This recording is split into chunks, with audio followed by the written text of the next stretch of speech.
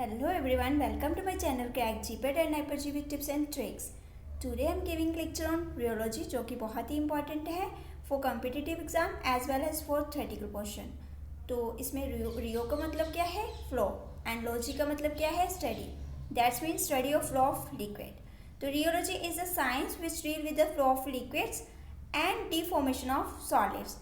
Deformation means कि जो liquid है उनका तो फ्लो होता है बट सॉलिड का फ्लो नहीं होता. तो सॉलिड का क्या होता है, उसका फॉर्मेशन चेंज हो जाता है, मतलब उसका स्ट्रक्चर चेंज हो जाता है. उसको जितना फोर्स अप्लाई करोगे उसका स्ट्रक्चर चेंज होता जाएगा, वो बेंड हो जाएगा, वो टूट जाएगा, बट उसका फ्लो नहीं होगा, है ना. तो उसकी स्ट्रक्चर को चेंज करना दैट इज डिफॉर्मेशन. वो टर्म है रियोलॉजी में कि रियोलॉजी स्टडी है जिसमें हम फ्लो पढ़ेंगे लिक्विड का और डिफॉर्मेशन पढ़ेंगे हम सॉलिड की. ठीक है, तो फ्लो ऑफ लिक्विड जो है वो दो टाइप के अकॉर्डिंगली डिवाइडेड है, Newtonian and non Newtonian. Newtonian system क्या है, जो न्यूटन लॉ को फॉलो करते हैं. ठीक है, और न्यूटन लॉ क्या था कि those liquid whose viscosity remain unchanged, मतलब बाय अप्लाइंग फोर्स उस पर आप शेयर स्ट्रेस अप्लाई करते जाओ, जितनी मर्जी फोर्स अप्लाई करो वाटर में, कभी उसकी विस्कोसिटी चेंज नहीं होगी. ठीक है, तो ऐसे ही और भी सोल्यूशन है, जैसे सिंपल ऑर्गेनिक लिक्विड्स हैं, ट्रू सोल्यूशंस हैं, वाटर है, डिल्यूट सस्पेंशंस हैं, डिल्यूट इमल्शंस हैं. ऐसे ही ये नॉन न्यूटोनियन सिस्टम की टाइप्स हैं, pseudoplastic, plastic and direct and flow. ठीक है, तो अकॉर्डिंग टू आर्हेनियस इक्वेशन जो विस्कोसिटी है सोल्यूशन की डिक्रीज हो जाती है विद इंक्रीज इन टेम्परेचर. जैसे मोमबत्ती कैंडल है तो उसको जलाते हो उसका टेम्परेचर बढ़ता है तो वो मेल्ट होनी स्टार्ट हो जाती है ना, मतलब उसका वैक्स का संघनापन जो होता है उसका पिघलना स्टार्ट हो जाता है, विस्कसपन कम होना शुरू हो जाता है जैसे जैसे उसका टेम्परेचर बढ़ता है. तो ऐसे ही ये आर्हेनियस इक्वेशन के अकॉर्डिंगली सोल्यूशन के लिए ये फिनोमिन है. बट हाँ, एक सोल्यूशन है जो एक्वस सोल्यूशन है मिथाइल सेलुलोज का, उसमें होता है कि जब आप टेम्परेचर बढ़ाओगे उसके साथ विस्कोसिटी भी उसकी इंक्रीज हो जाती है. ये एक पर्टिकुलर एग्जांपल है aqueous solution of methyl cellulose. ठीक है, तो आर्हेनियस इक्वेशन के अकॉर्डिंगली ही हमारी गैसेस के लिए क्या स्टेट थी कि गैसेस में ऑपोजिट फिनोमिना हो जाता था, मतलब कि टेम्परेचर बढ़ाते बढ़ाते जो विस्कोसिटी वो भी इंक्रीज हो जाती है गैसेस में. तो जो विस्कोसिटी है सोल्यूशन में डिक्रीज हो रही है बट गैसेस में इंक्रीज हो जाती थी. तो एक्वस सोल्यूशन जो मिथाइल सोल्यूशन का है वो शो कर रहा है इंक्रीज इन विस्कोसिटी और इंक्रीज इन टेम्परेचर. ये पेट में क्वेश्चन आ सकता है और नाइपर में भी क्वेश्चन आ सकता है कि कौन सा सोल्यूशन है जिसमें कौन सा एक्वस सोल्यूशन है जिसमें विस्कोसिटी इंक्रीज होती है टेम्परेचर इंक्रीज करने के साथ. तो आप दे सकते हो मिथाइल सेलुलोज सोल्यूशन जो है aqueous solution of methyl cellulose, बहुत ही इंपॉर्टेंट है. तो नेक्स्ट हम चलते हैं. अब रियोलॉजी में न्यूटोनियन सिस्टम मैंने आपको बताया, जैसे लिक्विड्स जो ओबे करते हैं न्यूटन लॉ को. तो according to Newton law any liquid whose viscosity remain unchanged और नॉट चेंज्ड. ठीक है, तो शेयर स्ट्रेस क्या है, जो आप जैसे पानी है, पानी में आप जितना मर्जी फोर्स अप्लाई करो, जो फोर्स अप्लाई कर रहे हो per unit area that is shear stress, जिसको हम फोर्स को हम डाइन में डिनोट करते हैं और एरिया को सेंटीमीटर स्क्वायर में. तो इसके यूनिट हुए डाइन पर सेंटीमीटर स्क्वायर. ठीक है, विस्कोसिटी क्या है, viscosity is the resistance of flow of liquid, मतलब रोक लगाना फ्लो करने से, किसके, लिक्विड के. ठीक है, तो जितनी ज़्यादा रोक लगेगी, जितना ज़्यादा रेजिस्टेंस होगी, उतना ज़्यादा वो विस्कसपन उसका होगा. ठीक है, मतलब कम होगा. तो विस्कोसिटी जो है is the resistance of flow of liquid. तो ये जितना ज़्यादा आप सपोज मान लो कि वाटर है, एक बकेट में एक वाटर लिया है, एक में आपने ऑयल लिया है. ठीक है, उसमें पानी में हाथ डालो और उसमें फोर्स लगाओ, कितना भी फोर्स लगा लो उसमें चेंज तो आएगा नहीं. विस्कोसिटी तो उस ऑयल में भी नहीं चेंज आएगा, दोनों में नहीं चेंज आएगा. बट आपको फोर्स किस में ज़्यादा लगाना पड़ेगा, ऑयल में. क्यों, क्योंकि उसमें जो विस्कसपन ज़्यादा है, तो आपको उसको मूव करने के लिए, उसको रेट ऑफ शेयर बढ़ाने के लिए उसको आपको उतना ही फोर्स लगाना पड़ेगा. तो जैसे जैसे जितना जितना मतलब कहते हैं higher the viscosity of liquid, जितनी जितनी ज़्यादा विस्कोसिटी होगी उतना ज़्यादा आपको फोर्स अप्लाई करना पड़ेगा certain rate of share produce करने के लिए. ठीक है, मतलब जितना अगर आपको रेट ऑफ शेयर भी एक मूवमेंट है. ठीक है, मतलब जैसे वाटर है उसका change in velocity divided by distance जो आता है वो मैं अभी समझाती हूँ आपको. तो मतलब आपको जो हाई जितनी ज़्यादा विस्कोसिटी, जितना संघनापन होगा लिक्विड का, उतना ज़्यादा शेयर स्ट्रेस आपको अप्लाई करना पड़ेगा आपको certain rate of share produce करने के लिए. ठीक है, तो नेक्स्ट हम चलते हैं. तो नेक्स्ट हम देखते हैं, जैसे मैंने अभी आपको बताया कि शेयरिंग स्ट्रेस जो है एफ से डिनोट की गई है. Equal to F divided by area, ठीक है, force divided by area and newton per metre square में इसको डिनोट किया है। ऐसे ही जैसे सपोज मान लो कि समुंदर है, एक समुंदर में आप बैठे हो, वहाँ पे आप स्टोन फेंकते हो, ठीक है, स्टोन डालते हो उसमें, तो वो क्या हो जाता है, उसकी लेयर्स जो होती है पानी बड़ी जल्दी से फ्लो से बड़ी आपको नज़र आती है कि वो बड़ा फ्लो करती है ना, लेयर्स ऊपर वाली लेयर्स। तो नीचे वाली पे ऐसे तो नहीं होता, मतलब सबसे नीचे जो लेयर होगी वैसे तो नहीं होगा, ठीक है। मतलब जैसे जैसे उसका सपोज मान लो, मैं आपको यहाँ डायग्राम पे समझा देती हूँ कि ये सपोज मान लो एक समुंदर है, उसकी ये फ्लो है समुंदर की, फर्स्ट लेयर है, ये सेकंड है, थर्ड है, फोर्थ है। इसकी वेलोसिटी मतलब उसकी स्पीड लेयर की, इसकी सबसे ज़्यादा फास्ट होगी, उससे कम होगी, फिर उसके कम होगी, फिर उससे फिर लास्ट पे और कम होती जाएगी, ठीक है। मतलब सॉरी, तो मतलब कि जितना उसके वेलोसिटी फास्ट होगी ऊपर वाली की लेयर की, सबसे जितनी डाउन लेयर होगी उसकी जो वेलोसिटी होगी, स्पीड जो होगी लेयर की, वो लो होती जाएगी, ठीक है। तो ये सारा चेंज आना वेलोसिटी का, उसको हम dv से डिनोट कर देते हैं, v1 2 3 4 इनको हम dv से डिनोट कर देते हैं। और जो चेंज आया उसको हमने dr से डिनोट किया है, जो कि यहाँ पे हमने dr से डिनोट किया है डिस्टेंस को, ठीक है, चेंज इन डिस्टेंस जो चेंज है। तो dv upon dr means change in velocity divided by change in distance, that is rate of share, ठीक है, जिसको हमने g से डिनोट किया है रेडियन से, ठीक है। तो इसका मतलब आपको समझ आया कि जो शेयर स्ट्रेस जो है जितना अप्लाई करोगे रेट ऑफ शेयर उतना ही बढ़ता जाएगा। मतलब फोर्स जो है आपका अप्लाई किया हुआ फोर्स पर यूनिट एरिया जो है डायरेक्टली प्रोपोर्शनल होगा आपके रेट ऑफ शेयर से। रेट ऑफ शेयर क्या है, change in velocity divided by change in distance, means कि जैसे जैसे फोर्स बढ़ाओगे वैसे वैसे हमारा रेट ऑफ शेयर भी बढ़ता जाएगा। बट कांस्टेंट क्या रहेगा, वेलोसिटी, विस्कोसिटी सॉरी, विस्कोसिटी पे कोई चेंज नहीं आएगा। तो विस्कोसिटी जो हमारी है ईटा, जिसको हम कांस्टेंट ले लेते हैं यहाँ पे, तो F equal to eta that is viscosity constant and dv upon dr that is dv upon dr क्या है हमारा g, रेट ऑफ शेयर। तो ये आपको क्लियर हुआ होगा, तो होप आपको समझ आई होगी यहाँ तक, ठीक है। नेक्स्ट चलते हैं हम,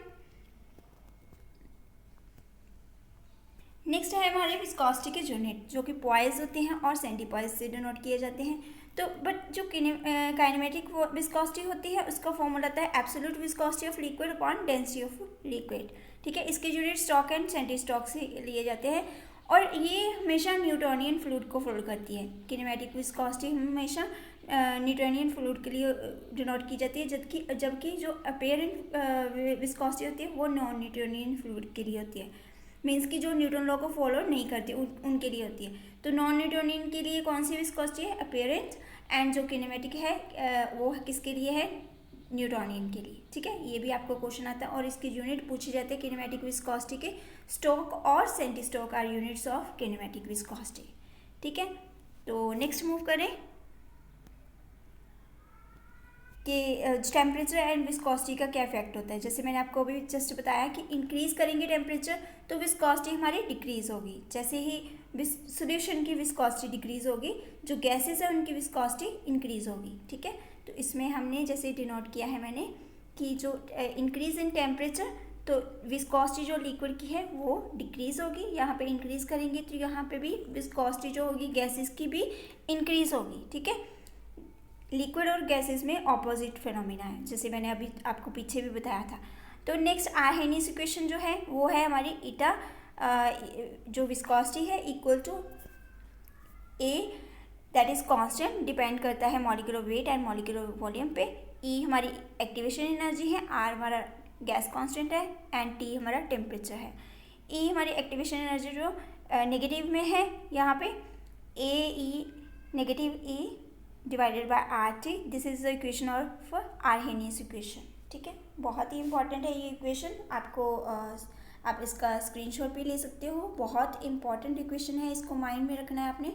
तो ये पूछा जा सकता है कि आर्हेनियस इक्वेशन के अकॉर्डिंगली टेम्परेचर बढ़ाने से लिक्विड की जो विस्कोसिटी है वो इंक्रीज होगी या डिक्रीज, तो वो हमेशा डिक्रीज होगी और गैसेस की इंक्रीज होगी with in the increase in temperature, ठीक है।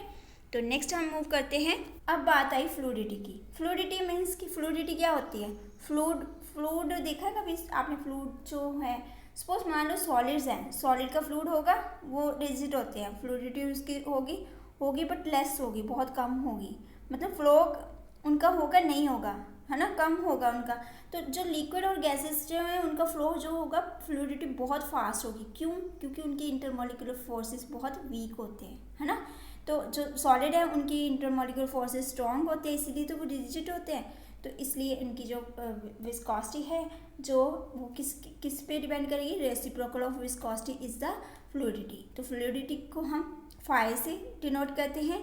Phi equal to reciprocal of eta, that is viscosity.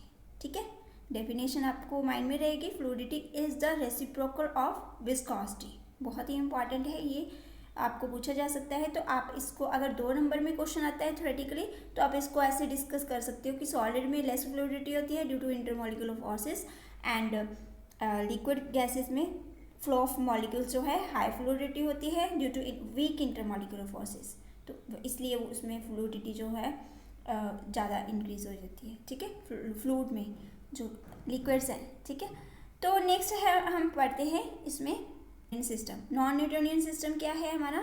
कि जिसमें no direct relation between shear stress and shear rate. इसमें क्योंकि ये फॉलो नहीं कर रही न्यूटन लॉ को, ठीक है, इसमें डायरेक्टली रिलेशन नहीं आएगा बट इनडायरेक्ट आएगा। ठीक है, इसकी 3 टाइप्स डिवाइड की है, plastic flow, pseudo plastic flow and direct flow. तो प्लास्टिक फ्लो क्या होता है? प्लास्टिक मतलब सपोज मान लो कि यूज वैल्यू, यील्ड वैल्यू को डिनोट करते हैं। सपोज मान लो ये आपके फ्लोक्यूल्स हैं, ठीक है, तो उसको आपने मास है तो उसको आपने फोर्स लगाया, बड़ी जोर से उसको आपने तोड़ना चाहा, बट वो ऐसे ब्रेक हो जाएंगे, मतलब सेपरेट हो जाएंगे बट ब्रेक नहीं होंगे।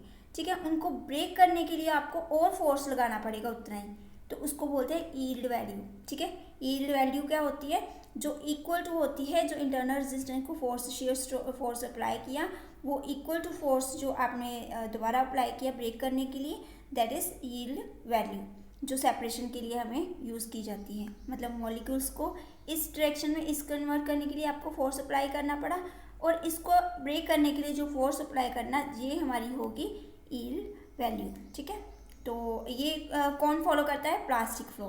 प्लास्टिक फ्लो जो होता है ये हमेशा शो करता है यील्ड वैल्यू। इसको भिंगम बॉडीज भी बोलते हैं। क्वेश्चन आता है कॉम्पिटिटिव एग्जाम में कि भिंगम बॉडीज किस में शो होती है? तो प्लास्टिक फ्लो में। ठीक है, तो नेक्स्ट हमारा है सूडो प्लास्टिक फ्लो, जो कि सूडो मीन्स कि फॉल्स टाइप का, झूठा, जिसको आप झूठा बोल सकते हो। प्लास्टिक मतलब शो तो करेंगे बट ऐसे होगा, ये झूठा प्लास्टिक होगा हमारा। तो इसमें हम थोड़ा डिटेल में मैं बताती हूँ आपको। इसमें स्पेस ले लेते हैं यहाँ पे।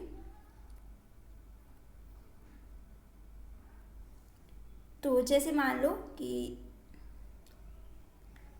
लो ये हमारा वाटर है। ठीक है, वाटर है हमारा, यहाँ पे पानी सोल्यूशन है, कोई सिंपल सोल्यूशन है, पानी है सिंपल।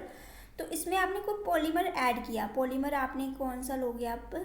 HPCMC ले लो, मिथाइल सेलुलोज ले लेते हैं। ठीक है, CMC ले लेते हैं हम। ठीक है, पॉलीमर, तो CMC पॉलीमर लिया, तो वो ऐसे पॉलीमर जो है उसको डालोगे तो वो कैसे ऐसे रेजिस्टेंस फॉलो करेंगे। रेजिस्टेंस फॉलो करने की मतलब वो पॉलीमर क्या है, संघनन करने की कोशिश करेंगे। तो वो क्या करेंगे, पॉलीमर जो है उसमें डिजोल्व होने की कोशिश करेंगे, तो वो उसमें रेजिस्टेंस मतलब रोक आ जाएगी पानी में, जो कि एक संघनन क्रिएट होगा। ठीक है, तो वो संघनन जब क्रिएट होगा ना, रेजिस्टेंस जो हमने अप्लाई किया है ना, ताकि वो फ्लो कर जाए, इसमें संघनन इंक्रीज हुआ तो विस्कोसिटी भी इंक्रीज हो जाएगी। मतलब इसमें विस्कोसिटी भी इंक्रीज हुई, तो विस्कोसिटी को हमने फिर दोबारा आपने फोर्स अप्लाई करके ना, इसमें फिर फोर्स अप्लाई किया, तो यही मॉलिक्यूल ना ऐसे बेंड हो जाएंगे। ऐसे बेंड क्यों बेंड हो जाएंगे? जब आप उसमें कोई पॉलीमर, जैसे आप सपोज मान लो उसको उसमें फोर्स अप्लाई करोगे with the help of gel मतलब शेयर स्ट्रेस अप्लाई करोगे उसमें। ठीक है, शेयर स्ट्रेस अप्लाई करोगे तो वो जेल अप्लाई करके आप फोर्स जो अप्लाई करोगे तो उसके साथ क्या होगा, वो बेंड करेंगे, तो उनकी रोक जो है, पानी की रोक जो रेजिस्टेंस जो है वो कम होना शुरू हो जाएगा, मतलब विस्कसपन जो है उनका कम होना शुरू हो जाएगा, तो वो ईजीली फ्लो उनका होना स्टार्ट हो जाएगा। तो क्या होगा, हमारी विस्कोसिटी जो होगी क्या होगी, कम। पहला फोर्स लगाया आपने, विस्कोसिटी इंक्रीज हुई, जैसे पॉलीमर ऐड किए, तो दूसरा फोर्स लगाया तो विस्कोसिटी डिक्रीज हुई। तो वो हमारा मतलब पहले तो हमें लगा कि हमारी विस्कोसिटी इंक्रीज हुई, तो उसके बाद हमें जो शो हुआ मतलब वो कैसे चेंज हुआ, हमारा थिन टाइप मतलब पॉलीमर जो उसने थिन बना दिया ना मटेरियल को, तो इसलिए इसका नाम शेयर थिनिंग सिस्टम भी है, इसलिए इसको थिनिंग सिस्टम भी बोलते हैं। ठीक है, तो दैट्स मीन इसमें क्या होगा कि हमें अप्लाई करना पड़ेगा शेयर स्ट्रेस उसकी विस्कोसिटी को डिक्रीज करने के लिए। ठीक है, तो इसमें ये स्टेप था सीडोप्लास्टिक। हमें क्या पहले के हमें लगा कि हमारा जो रेजिस्टेंस विस्कोसिटी जो है इंक्रीज हो गई है ना, तो विस्कोसिटी इंक्रीज हुई, तो उसके बाद आपने फिर हॉर्स में शेयर स्ट्रेस अप्लाई की with the help of gel, तो विस्कोसिटी हमारी डिक्रीज हुई, तो हमें जो फील हुआ तो वो एक तरह का क्या था, हमारा सूडोप्लास्टिक। ठीक है, ये मोस्टली पॉलीमर जो है वाटर में ऐड किए जाते हैं तो उसमें शो होता है, HPCMC वगैरह। ठीक है, इनसे शो होता है। तो उसके बाद हमारा आ जाता है डायलेट एंड फ्लो।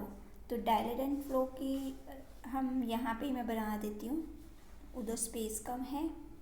तो डायलेट एंड फ्लो क्या होता है, जैसे सपोज मान लो इसका ही ऑपोजिट ले लो, जैसे सपोज मान लो ये लिक्विड है, ठीक है, सोल्यूशन है, वाटर है, यहाँ पे आपने कोई पॉलीमर ऐड किया, उसमें फ्लोकुलेटिंग एजेंट ऐड किए।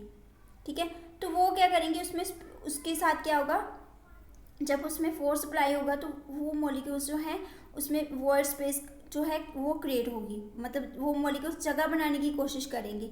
मतलब जितने इसमें 50% आपका फ्लोकुलेटेड सिस्टम होगा तो 50% इसमें डीफ्लोकुलेटेड पार्टिकल्स होंगे, मतलब दोनों मिक्स ही होंगे। तो हार्डनेस जो होगी मतलब इसमें उसमें थिन हो रहा था ना मटेरियल, इसमें थिक होना शुरू हो जाएगा, मतलब और उसमें संघनापन होना शुरू हो जाएगा, तो उसको हम बोलते हैं dilate and flow. Dilate and flow को हम शेयर थिकनिंग सिस्टम भी बोलते हैं, क्योंकि इसमें क्या होता है कि जैसे सपोज मान लो कोई भी एनी सिस्टम जिसमें मोर देन सो डीफ्लोकुलेटेड जो पार्टिकल्स शो हो, ठीक है, कंपेयर टू कॉन्टीन्यूस फेज, जो हमारा डिस्पर्स फेज है वो ज़्यादा शो हो, तो उसको हम बोलते हैं 50% पार्टिकल डीफ्लोकुलेटेड शो हो, उसको बोलते हैं डायलेट एंड फ्लो। ठीक है, तो ये हमारा है। नेक्स्ट हम इसका देखते हैं, तो इसमें जैसे 3 पार्ट्स में मैंने जैसे डिवाइड किया, plastic, pseudoplastic and dilate and flow. तो प्लास्टिक को मैंने आपको बताया भिंगम बॉडी भी बोलते हैं, ये यील्ड वैल्यू शो करते हैं, एग्जांपल है इनकी flocculated suspension and printing inks. और सूडोप्लास्टिक जो है हमारा वो उसको शेयर थिनिंग सिस्टम भी बोलते हैं, जिसमें क्या होता है विस्कोसिटी डिक्रीज हो जाती है जैसे जैसे हम शेयर स्ट्रेस को इंक्रीज करते हैं। एग्जाम्पल है हमारी नेचुरल एंड सिंथेटिक गम्स और पॉलीमर जो मैंने आपको एग्जांपल देके समझाया, such as methyl cellulose and CMC, HPMC, ये बड़े पॉलीमर्स हो गए। ठीक है, डायलेट एंड जो फ्लो है उसमें क्या है, जो शेयर थिकनिंग, यहाँ पे मैंने शायद मिस है, यहाँ पे सॉरी, यहाँ पे मैं लिख देती हूँ, आपको माइंड में रहेगा। यहाँ पे थिक जो है थिकनिंग एजेंट है, ठीक है, इसमें क्या है थिकनिंग शेयर थिकनिंग सिस्टम है। ठीक है, इसमें क्या होता है, थिक होता है मटेरियल, मीन्स की जो विस्कोसिटी है वो इंक्रीज हो रही है with the help of increase in shear stress. ठीक है, शेयर रेट जो है वो अप्लाई करने से इंक्रीज होने से हमारी विस्कोसिटी भी इंक्रीज हो रही है। ठीक है, इसमें एग्जांपल है डीफ्लोकुलेटेड सस्पेंशन। ठीक है, तो ये हमारा तीनों जो डिवीज़न किया है मैंने, plastic flow, pseudoplastic, dilate and, जो बहुत ही इंपॉर्टेंट है, आपको होप समझ आई होगी। तो आज हमने पढ़ा कि रियोलॉजी की टर्म क्या है, उसमें विस्कोसिटी का टर्म देखा हमने, और कुछ यूनिट्स देखे विस्कोसिटी के, और न्यूटोनियन सिस्टम क्या होता है, न्यूटन लॉ क्या है, उसके बाद नॉन न्यूटोनियन सिस्टम क्या है। नेक्स्ट में हम पढ़ेंगे सेकेंड पार्ट में थिक्सोट्रॉफी और रियोपेक्सी वगैरह पढ़ेंगे हम। तो आज के लिए इतना ही सफिशिएंट है फर्स्ट पार्ट में। तो होप आपको समझ आई होगी। अगर आपको समझ आई होगी तो प्लीज़ लाइक कर देना और सब्सक्राइब कर देना मेरे चैनल को, ताकि मैं और वीडियोस बनाऊँ आपके लिए। अगर आपकी कोई स्पेशल रेफरेंस है कि आपको कोई पर्टिकुलर वीडियो चाहिए किसी टॉपिक पे, तो आप प्लीज़ कमेंट में ज़रूर मेंशन करना। मैं नेक्स्ट वीडियो श्योरली उसके बेस पे बनाऊंगी। आपको जैसा कोई कंटेंट चाहिए, आपको कोई टॉपिक नहीं क्लियर हो रहा, तो मैं वैसी वीडियो बना दूंगी। ठीक है, thank you to all of you, all the best to my students, thank you.